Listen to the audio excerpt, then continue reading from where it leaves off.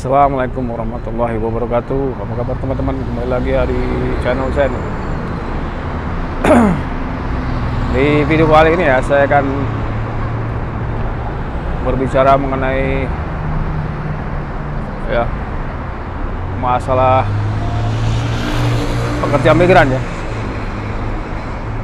Pekerja migran di Arab Saudi ini sebenarnya ya kalau dibilang kalau kerjanya formal ya, ini ya enak-enak aja teman-teman. Kalau kerjanya yang non formal ini biasanya ya boleh dikatakan kalau yang dapat majikan baik ya untung lah ya. Kalau dapat majikan yang sadis ya itu musibah. Dan di video kali ini ya saya ingin berbicara tentang kerja ya. Kita kerja bertahun-tahun ya, banyak ya kerja bertahun-tahun, tapi pada akhirnya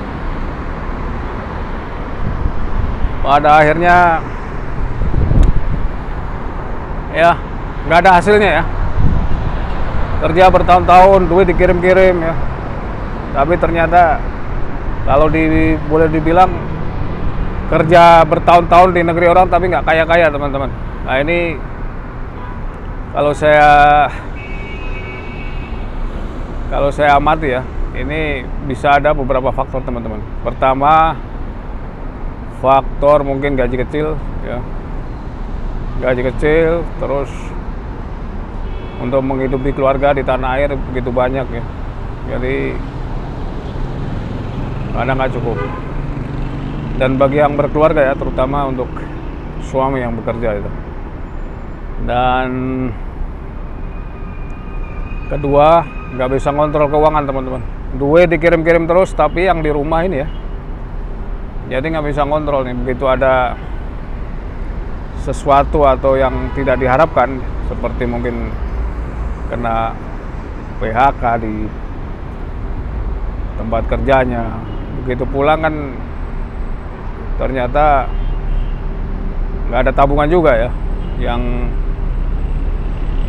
di rumah ini nggak bisa nabung juga nih teman-teman. Nah ini nih yang perlu diperhatikan ya. Dan yang kedua mungkin sebelum berangkat ke luar negeri kerja ya, itu udah ada beban banyak utang. Jadi begitu bekerja lama tapi utangnya nggak lunas-lunas. Nah, ini juga ya jangan sampai ya gini ya. Makanya kalau kerja di luar negeri itu harus yang di rumah juga bisa saving atau bisa nabung ya. Dan yang yang kerja di perantauan pun bisa ya, paling nggak harus ada sisanya ya. Kalau untuk ya kita namanya kebutuhan kan ada kebutuhan mendadak ya, kebutuhan mungkin ada yang di rumah sakit, yang di rumah maksudnya yang keluarga yang ditinggalkan di rumah itu mungkin ada yang sakit dan butuh biaya. Nah ini yang ada kebutuhan yang tak terduga. Ini perlu diantisipasi juga ya. Kita jangan berpikir yang enak-enaknya aja ya teman-teman. Harus berpikir dari segi hal-hal yang buruk yang kita tidak harapkan ya. Tapi kan bisa saja, namanya mungkin musibah ya, nggak diharapkan tapi terjadi ya. Kedua selalu ya hematlah dari segi keuangan, karena kita yang namanya pekerja